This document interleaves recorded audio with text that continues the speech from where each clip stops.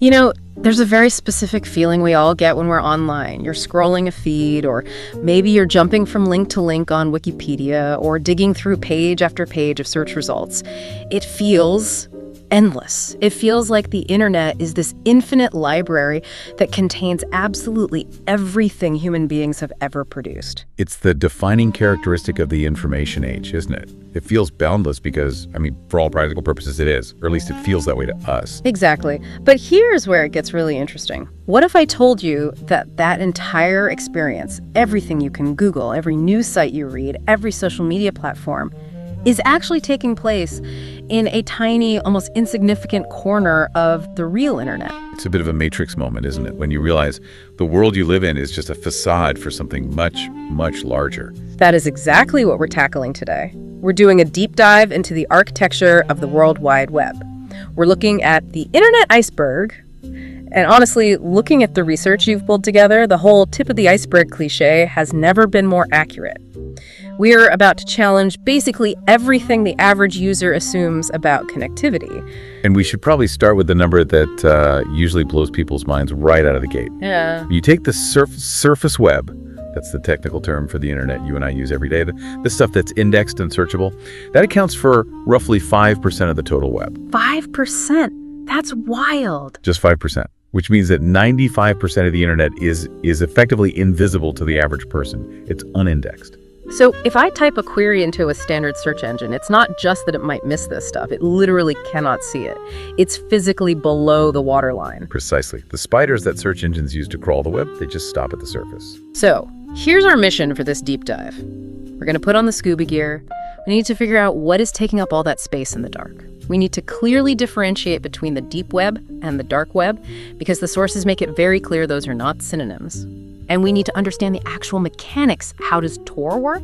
Why did the military build it? And what are the actual risks of venturing down there? And the risks are real, as one of our sources puts it. Once you go deep enough, you're leaving civilization and entering the wild, wild west. Let's start with the definitions, because I think this is where most people get tripped up. We've got the surface web top 5%. That's easy. Immediately below that, we hit the deep web. Now, be honest, when I hear deep web, the cultural connotation is, hackers, guys in hoodies, secret government plots. Right, it sounds ominous, the deep web. But that is a massive misconception, and it actually leads to a lot of unnecessary fear. The deep web actually makes up the vast majority of that hidden 95%, but most of it is incredibly boring, completely mundane. In this context, deep web just refers to content that isn't indexed by a search engine spider or is sitting behind a login screen. Okay, give me a concrete example so we can visualize this. Think about your online banking. When you log in to view your statement, that page is dynamically generated just for you. It's secure. You definitely do not want Google crawling your bank account balance and putting it in a search result for everyone to see. Right, obviously. That would be a disaster. So that banking page is part of the deep web. It exists, it's on the internet, but it's hidden from the index. The same goes for your medical records on a hospital portal, or a company's internal legal files on a private server, or even your direct messages on a social media app. So technically, when I check my private DMs, I am surfing the deep web. You are.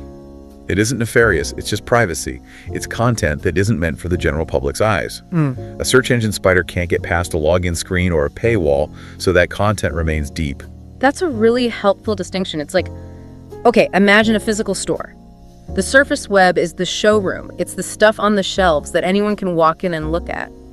The deep web isn't a secret dungeon. It's just the back room where they keep the inventory and the accounting files. That is a perfect analogy. It's the operational infrastructure of the world, just kept out of sight. But then we go deeper. We go to the very bottom of the iceberg, the dark web.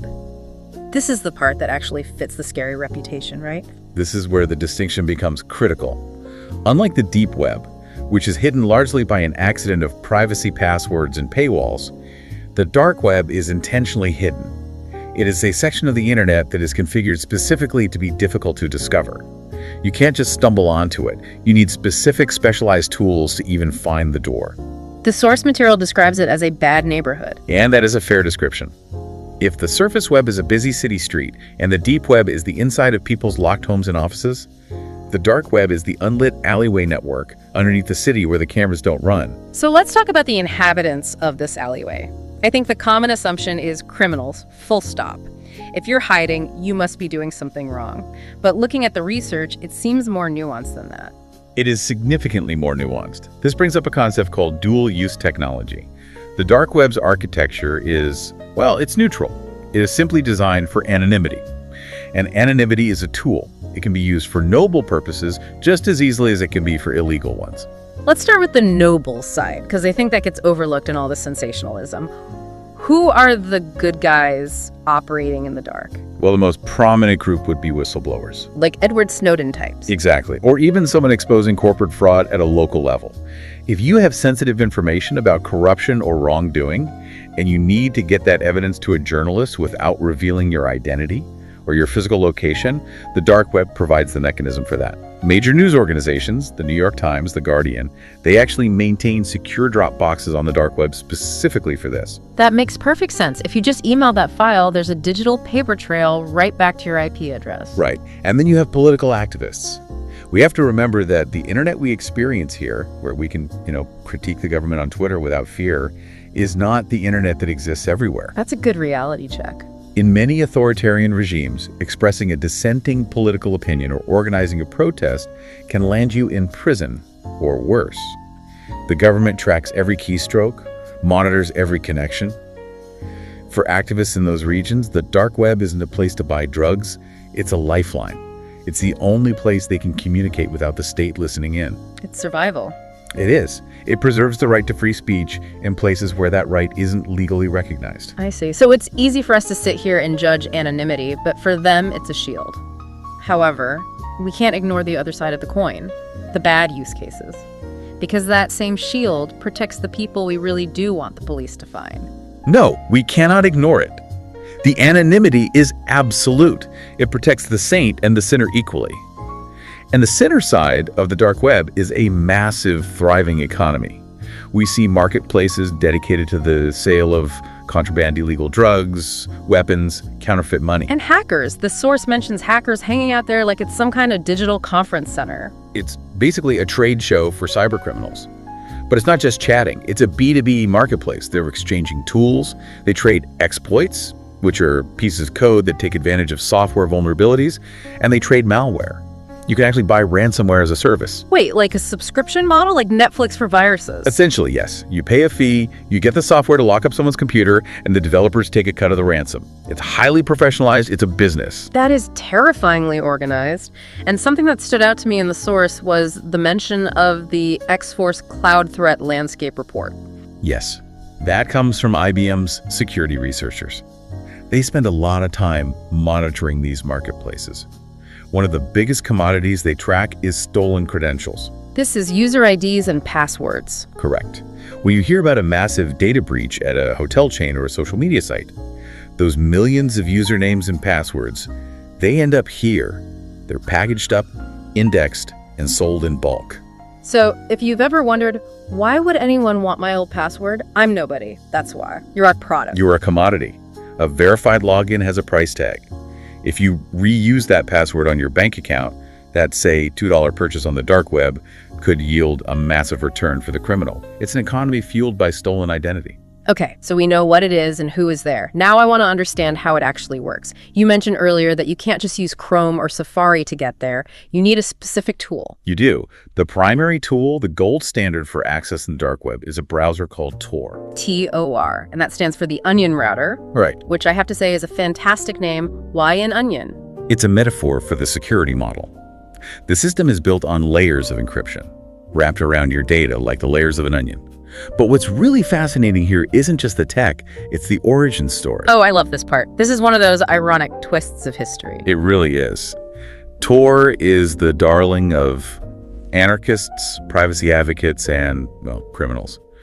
But it was actually built by the U.S. government. The military built the tool that criminals use to hide from the police. Specifically, the U.S. Naval Research Laboratory in the mid-90s. Why? What was the use case? Intelligence gathering and protecting operatives. Think about it. If you have a spy in a hostile country, they need a way to send reports back to the U.S. without the local government seeing who they're sending it to. They needed a secure, anonymous pipe. So they built Tor. They did. But here's the problem, and it's a really clever bit of logic. If the only traffic on this secret network is US Navy intelligence, then simply using the network identifies you as a spy. You stand out. Ah, I see. You need noise. You need a crowd to hide in. Exactly. Anonymity loves company. Ugh. So the government eventually released the code to the public. The project was taken over by the Electronic Frontier Foundation and became open source. Now it's run by a volunteer army of nodes. By letting everyone use it, activists, journalists, and yes, even criminals. The spies can blend in with all the traffic. That is wild. The criminals provide the cover for the spies. Okay, let's walk through the actual process. I'm a user, hypothetically, and I want to access a site on the dark web. I install the Tor browser. What happens when I hit enter? So your browser doesn't just connect directly to the website like Chrome does. First, it contacts a directory to find available nodes. These are computers run by volunteers all over the world. It's going to build a circuit, a path, to get you to your destination using a hop strategy. Walk us through the hops. It usually involves 3 jumps. First, your computer takes your data and wraps it in 3 layers of encryption. It sends this packet to the entry node. Okay, step 1. The entry node gets the packet. Right. The entry node peels off the first layer of encryption, but inside it just finds instructions to send the packet to the next computer. It doesn't see the data, and it doesn't know the final destination. It just knows you sent it, and it needs to go to the middle node. Okay, so the entry node knows who I am, but not what I'm doing. Correct. Now the packet is at the middle node. It peels off the second layer. It sees instructions to send it to the exit node. And crucially, the middle node has no idea who I am. It only knows the packet came from the entry node. Exactly. The chain of custody is broken. And finally, the exit node peels off the last layer of encryption and sends the actual request to the website. So the website sees traffic coming from the exit node, not from me. Correct. The entry node knows who you are, but not what you're looking at. The exit node knows what you're looking at, but not who you are. And the middle node knows nothing except who passed it the ball and who it needs to throw it to. It's a system of compartmentalized ignorance. No single computer knows the whole story. That is the genius of it. But, and this is a massive but, it is not a perfect system. And here's where we get into the risks. Because the source makes it very clear. Just because you're using Tor doesn't mean you're invisible or safe. Far from it. There are significant vulnerabilities. Yeah. And the biggest one involves that final step we just talked about, the exit node. The door out of the onion. Exactly. Think about it. The exit node has to peel off the final layer of encryption to send your request to the website. If the website you're visiting uses standard HTTP, not the secure HTTPS, but just the basic protocol, then that traffic leaves the exit node in the clear. So the operator of that exit node, who, remember, is just some random volunteer, maybe a researcher, maybe a hacker, could potentially see what I'm doing. Yes, if you are logging into an unencrypted website through Tor, the person running that exit node can see the page you're requesting. They can see the username and password you just typed in. That is terrifying. You think you're in a secure tunnel, but someone is standing at the end with a clipboard reading your mail. Precisely. This is called a man-in-the-middle attack, or technically a malicious exit node. The pipe is secure, but the exit is not. End-to-end anonymity is a myth if you aren't extremely careful about where you land. And that's not the only issue. The source also highlights performance. I imagine bouncing your signal around the world through 3 different computers isn't exactly efficient. Oh, it is painfully slow. Because you're encrypting and decrypting at every single hop, and because these volunteers might be running these nodes on old laptops or slow connections, the latency is huge. So no 4K streaming on the dark web? Definitely not. It feels like browsing the internet in 1999. Yeah. But the speed is the least of your worries compared to the malware. Right. The bad neighborhood analogy again. It is a hostile environment. You have to understand there's no regulation there. On the surface web, Google filters out malicious sites. Browsers have safety checks. Down there, you are on your own. What kind of threats are we talking about? Drive-by malware downloads. This is where simply loading a page executes a script that infects your machine. You don't even have to click download. Just looking at the page is enough. If you have JavaScript enabled, yes. That's why many hardened Tor users disable scripts entirely, which breaks most websites but keeps them safe. You also have sophisticated phishing attacks and, of course, legal risks. Right. Simply being there might raise flags. In some countries, simply accessing the Tor network is a criminal offense, regardless of what you are doing. And even in free societies, if you stumble onto illegal content, even by accident, you can be held liable for possession of that material. There's no "I didn't mean to click it" defense. So with all that in mind, the malware, the hackers, the legal risks, the malicious exit nodes, let's talk defense. Yeah. The source gives some advice for people who, for whatever reason, need to venture into this space. Maybe they're researchers, maybe they're journalists. What's the security stack? Yes. If you're going to walk into a storm, you need the right raincoat.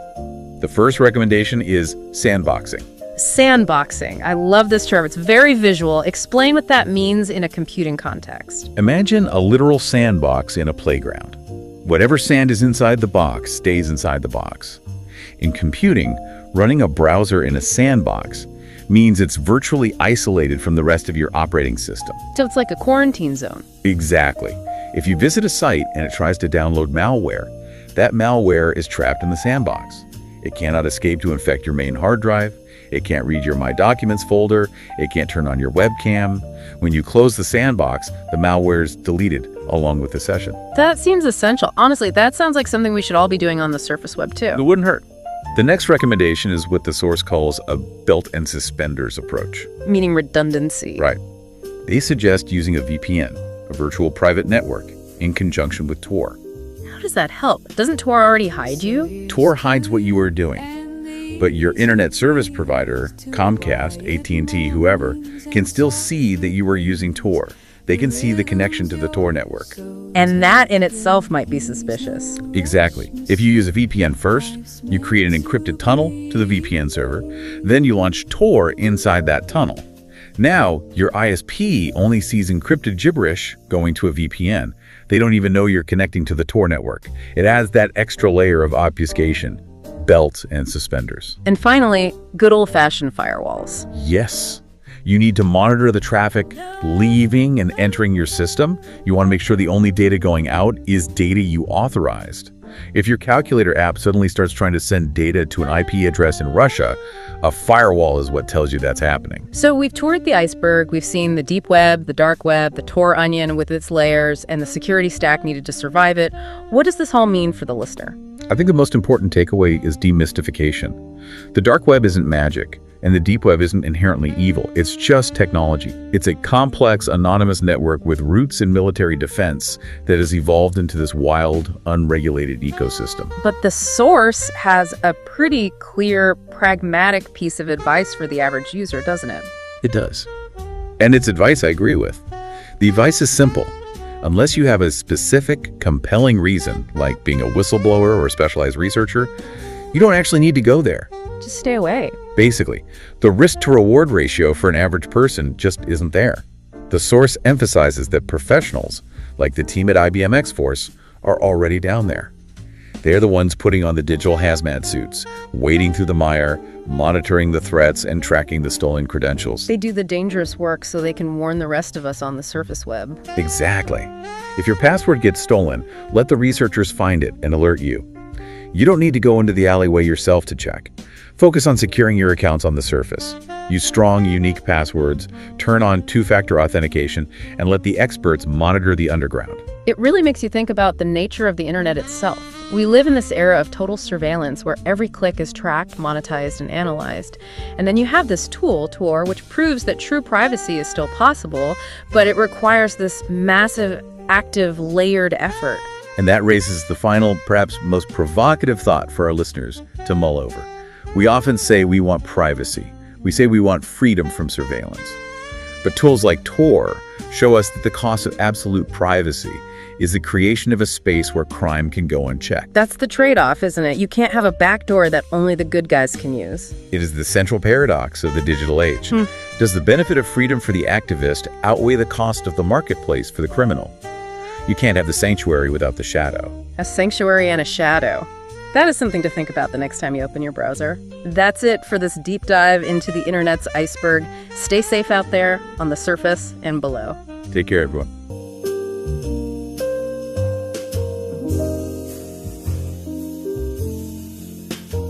So here's to you and the easy breeze, to quiet mornings and soft reprise. The rhythm's yours, so take your ease. No rush, monsieur, life's meant to please.